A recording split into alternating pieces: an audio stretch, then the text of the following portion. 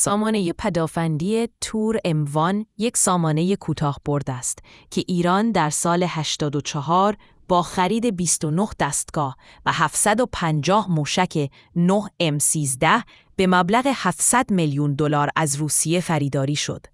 این سامانه‌ها تحت کنترل هوافضای سپاه و برای حفاظت از مراکز حساس و هسته‌ای طراحی شده و توانایی مقابله با هواپیماها، هلیکوپترها، پهپادها و موشک‌های کروز را دارد.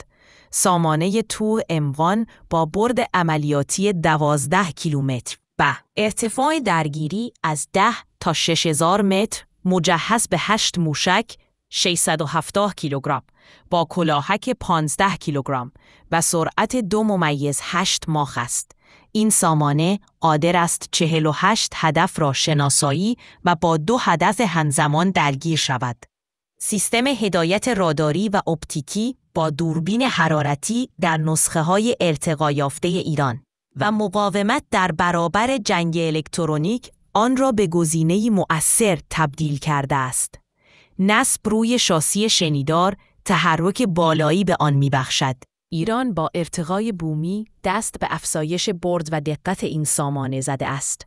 تور M1 در کنار سامانه‌های بومی مانند یا زهرا در لایه دفاع کوتاه‌برد عمل می‌کند، بر اساس اسناد تازه منتشر شده توسط ویکیلیکس که یک نامه‌ای که به شرکت اطلاعاتی خصوصی استراتفور منتسب شده، گرجستان هواپیماهای بدون سرنشین خود را از اسرائیل خریداری می‌کند که بعداً طی معامله مخفی اسرائیل در ازای کدهای مجتمع‌های موشکی تور M1 که روسیه به ایران فروخته بود، کد لینک داده پهپادهای نظارتی گرجستان را به مسکو داد. سایت افشاگر ویکیلیکس روز یکشنبه اعلام کرد که انتشار حدود 5 میلیون ایمیل از استراتفور یا استراتژیک فورکاستینگ اینک، یک شرکت اطلاعاتی مستقر در تگزاس که در سال 1996 تأسیس شد و رسانه‌ها آن را به عنوان سایه سیاه معرفی می‌کنند، آغاز کرده است.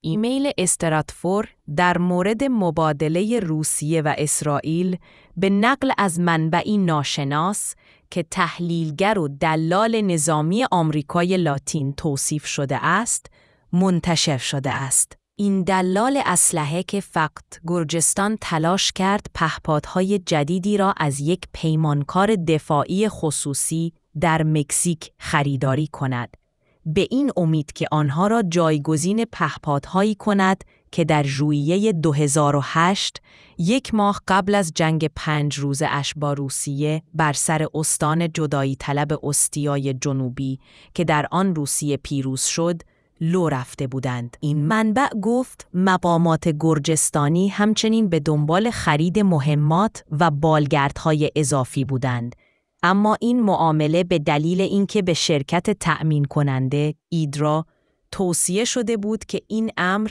پیچیدگی‌های سیاسی زیادی بین مکزیک و روسیه ایجاد خواهد کرد، به نتیجه نرسید. در این نامه آمده است: گرجی‌ها تقریباً به دنبال کسی بودند که به آنها سلاح بفروشد و حاضر بودند دلار بالایی بپردازند. در پرانتز اضافه شده است: این نشان می‌دهد که گرجی‌ها در ماه ژوئیه چقدر نگران بودند و می‌دانستند که جنگ در راه است. این منبع گفت تفلیس بعداً سعی کرد پهپادهای هک شده را به کشور همسایه آذربایجان بفروشد. در همین حال نشریه جورجیا مدنی گزارشی از آزمایش یک پهپاد ساخت گرجستان داشت که در آن ساکاشویلی رئیس جمهوری وقت گرجستان در مراسم رونمایی از این پهپاد گفت: وقتی از خارج از کشور خرید می کنید، فروشنده ممکن است فناوری کامل را به شما ندهد یا فناوری خریداری شده شما را با دشمنتان به اشتراک بگذارد. هیچ کس این پهپاد ساخت گرجستان را با دیگران به اشتراک نخواهد گذاشت. این مال ماست. ما دیگر به دیگران وابسته نیستیم. این دومین باری است که رئیس جمهور ساکاشویلی به خطر به اشتراک گذاشتن داده‌های حساس اشاره می‌کند.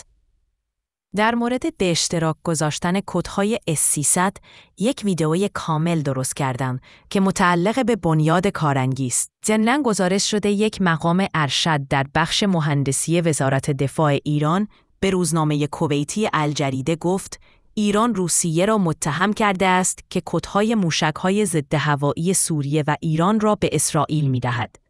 بر اساس این گزارش برای نمونه از سال 2012 اسرائیل ده‌ها بار به خاک سوریه حمله کرده است، اما روز جمعه اولین باری بود که یک موشک ضد هوایی به یک جت نیروی هوایی اسرائیل شلیک شد. آن هم بعد از اعزام مخفیانه یک هیئت ایرانی و تغییر کدهای برخی از سامانه‌های S-300 سوریه، این سامانه عمل کرد. از این اطلاعات و کدها برای هک سامانه‌های پدافند یا در اختیار گرفتن آنها و همچنین نابودی سامانه‌های دفاعی استفاده می‌شود. ضمناً اطلاعاتی در فضای مجازی وجود دارد که روسیه عملیات تخریب یا فرار کردن از سامانه S-300 را با ارتش اسرائیل آموزش داده و اشاره این مسئله پس از این صورت گرفت که روسیه سامانه S-300 را به قبرس شمالی منتقل کرد و ترکیه احساس خطر نمود و طی قراردادی با اسرائیل، ارتش اسرائیل به خلبانان ترکیه عملیات فرار از سامانه S-300 را آموزش داده و ظاهراً عملیات انهدام سامانه S-300 را با ترکیه به اشتراک نگذاشته.